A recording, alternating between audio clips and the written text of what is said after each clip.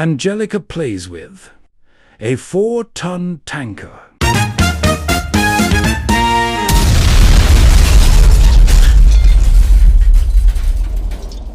I'm here with a 4-tonner and I'm going to tell you all about it.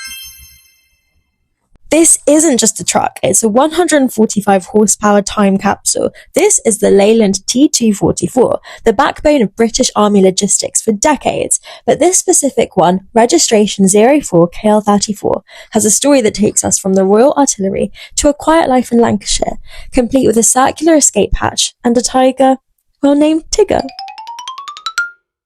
Under the cab, we've got the heart of a beast, a Cummins B-series 5.88 litre 6-cylinder diesel. It's pushing 145 bhp, but in the military world, it's all about torque and reliability.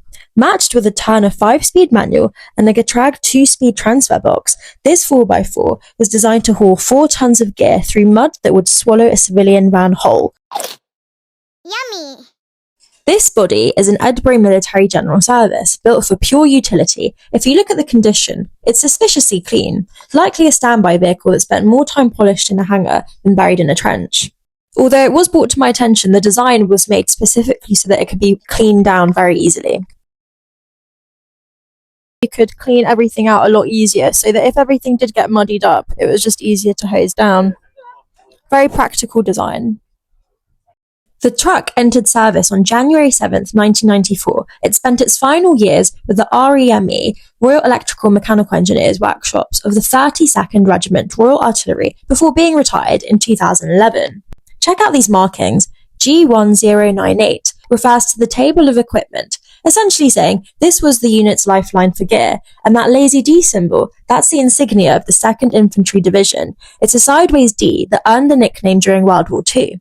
Seeing it on this truck suggests a proud history of northern service. Tonner is quite sizable. It's quite big. I love the colour. Should have worn matching colours really, shouldn't I?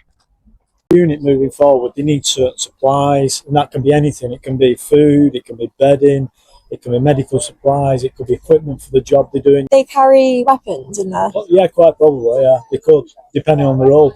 I mean, it might spend its whole life. So how tall is the actual tank thing, and how much, like, where does the cover, so does it go all the way up to the top and it's just the cover? Yeah, basically this is the floor about there. Yeah. So all of that is your height. And you open it at the back? Yeah, there's a, well, you can open it all the way along. Oh, okay. Drop down, put it around, but yeah, there's one of these drop down sides on the back.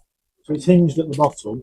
You have clips at the top. You undo the clips and it hinges down. Obviously, you have to move the canvas first. Yeah. But yeah. Quite an impressive vehicle, though. But all this will take. These can be taken off. These can be taken off, and the hoops that hold the canvas, it can all be taken off, and it can become a flatbed. Oh wow!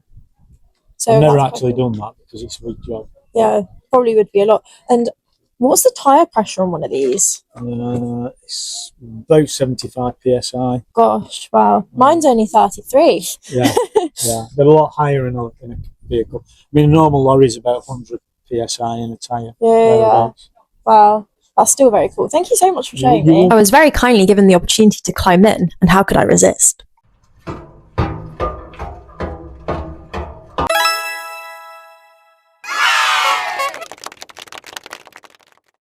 Now for the fun stuff. Paul, the owner, has kept the military vibe alive. And look at this roof hatch. In combat zone, this was used for top cover sentry. Today, it's the coolest sunroof ever. And how could I make this video without talking about this adorable co-pilot, Tigger? Paul has dressed up Tigger for the part. It's these personal touches that makes community so great.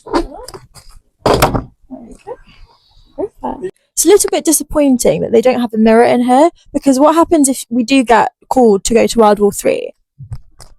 No mirror. How am I going to do my lip gloss? Let's see how easy it is to get down. Plonk, plonk, jump. There we go, it's quite easy, not too bad. Follow me around the vehicle. The DAF connection. Though branded as a Leyland, this was a result of the Leyland DAF merger. Many parts are interchangeable with civilian DAF 45 series trucks, which is why they are so popular with overlanders today. Parts are still easy to find. Fording depth. These trucks were factory rated to wade through 0.75 meters, about 30 inches, of water without any special preparation. With the Lazy D history, the 2nd Infantry Division was historically based in York, covering the north of England and Scotland. This fits perfectly with the truck ending up in Lancashire. Air over hydraulic brakes. We should mention the hiss of the air brakes, a signature sound of these vehicles that makes them feel much bigger than a 4-tonner. Turning circle.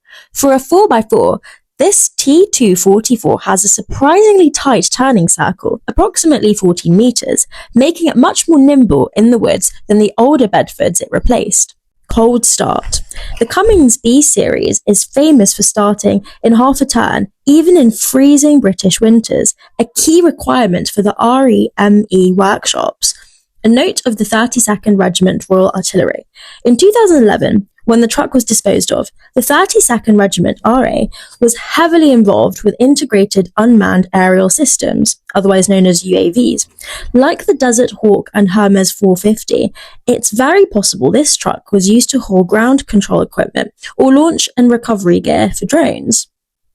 It was put into service in 1994 and I bought it in 2012, and since then I've used it for events and road runs and steam rallies, all that kind of thing. Rescued from Crouch Recovery in 2012 and lovingly refurbished, this T244 is a rolling tribute to British engineering. If you know anything else about 04 KL34 or served with the 32nd Regiment RA around 2011, drop a comment below. We'd love to fill in the gaps of this old soldier's career. Next time, we're covering the Princess Elizabeth Boy Scouts ambulance and its history. Like and subscribe. Thanks for watching.